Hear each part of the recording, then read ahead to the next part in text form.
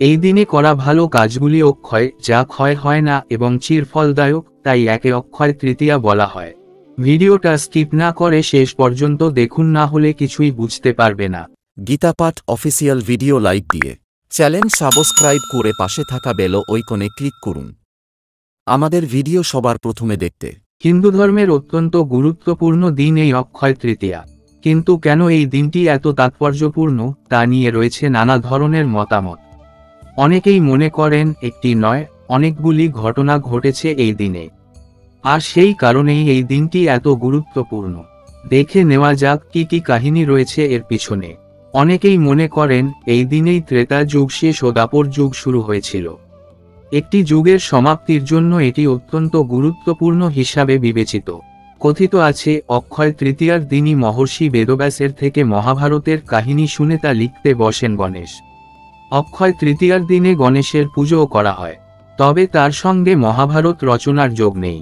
অক্ষয় তৃতীয়াকে অনেকে পরশুরাম জয়ন্তীও বলেন। মনে করা হয় এই দিন জন্মেছিলেন বিষ্ণুর ষষ্ঠ অবতার পরশুরাম।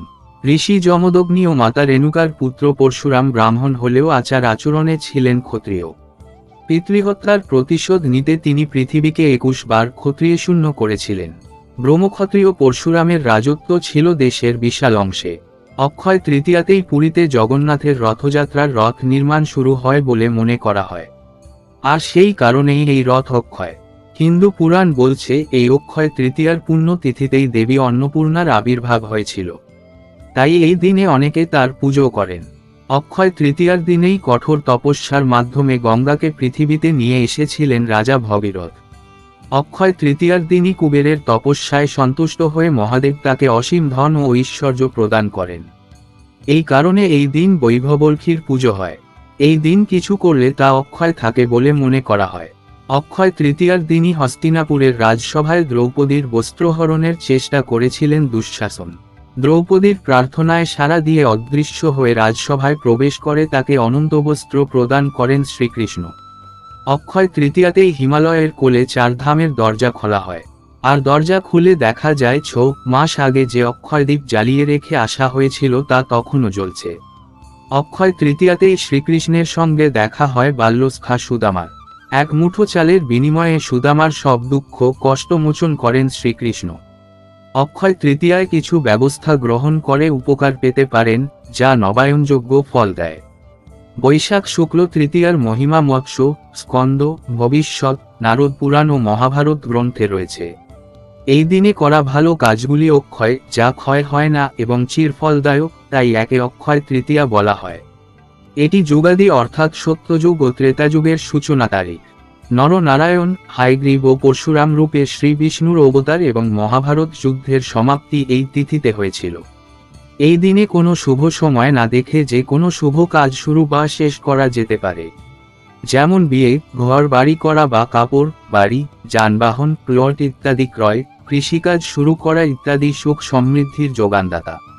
এই দিনে গঙ্গায় স্নান করলে সকল তীর্থযাত্রার ফল পাওয়া যায়। সবাই মা গঙ্গার জপ করে এবং জলে আবাহন করে রুক্ষ মুহূর্তে পবিত্র স্নান করতে পারেন। স্নানের পরে প্রার্থনা করুন, মাধবে মেশকে ভানাও মুরারে মধুসূদন, নাথ ফলদহ প্রভাত স্নানে পাপহা ভাব। আরে মুরারে, হে মধুসূদন, হে বৈশাখ মাসে মেষ রাশির সূর্যে নাথ, আজ সকালে স্নান করে আমার ফলবান হয়ে পাপ নাশ কর। সপ্তধান্য উপটান ও গোচারণ মিশিয়ে স্নান করলে উপকার পাওয়া যায়। ফুল, ধূপ, প্রদীপ, চন্দন, অক্ষত, পুরো চাল ইত্যাদি দিয়ে লক্ষ্মী নারায়ণকে পুজো করা এবং অক্ষতের সঙ্গে যজ্ঞ অক্ষয় ফলদায়ক। জপ, উপবাস ও দানের গুরুত্ব। এই দিনে উপবাস, জপ, ধ্যান, আত্ম অধ্যয়নও ফলদায়ক। একবার হালকা খাবার খেয়েও উপবাস রাখতে পারেন। ভবিষ্য পুরাণে আছে যে এই দিনে প্রদত্ত দান নবায়নযোগ্য হয়। এই দিনে জলের কলস, পাখা, খণ্ড লাড্ডু, পদত্রাণ, জুতা, চপ্পল, ছাতা, জব, গম, চাল, গরু, কাপড় ইত্যাদি দান করা পুণ্যের কাজ। কিন্তু দান শুধু যোগ্যদেরই দিতে হবে। পিতৃতর্পণের গুরুত্ব ও পদ্ধতি। এই দিনে পিতৃতর্পণ করা চিরফলদায়ক। পিতৃপুরুষ সন্তুষ্ট হলে ঘরে সুখ, শান্তি, সমৃদ্ধি ও দিব্য সন্তানের আগমন ঘটে। এই দিনে তিল এবং অক্ষত নিন এবং ভগবান বিষ্ণু এবং ব্রহ্মার কাছে প্রার্থনা করুন। তারপর পূর্বপুরুষদের কাছে মানসিক আবেদন করার পর তাদের পায়ে তিল, অক্ষত ও জল নিবেদনের অনুভূতি নিয়ে ধীরে ধীরে একটি পাত্রে ওগুলি রেখে ভগবান দত্তাত্রেয়, ব্রহ্মা ও বিষ্ণুর কাছে পূর্বপুরুষদের মুক্তির জন্য প্রার্থনা করুন। আশীর্বাদের দিন। এই দিনে পিতামাতা এবং শিক্ষকদের সেবা করুন এবং তাদের আশীর্বাদ নিন। এর ফল ও নবায়নযোগ্য। অক্ষয় মানে যা কখনো বিনষ্ট হয় না। দেহ ও জগতের সকল বস্তুই ধ্বংসশীল, একমাত্র ভগবানই অবিনাশী। এই দিনটি আমাদের আত্মদর্শন করতে অনুপ্রাণিত করে। অক্ষয় নিজের দিকে নজর রাখার দৃষ্টিভঙ্গি দেন।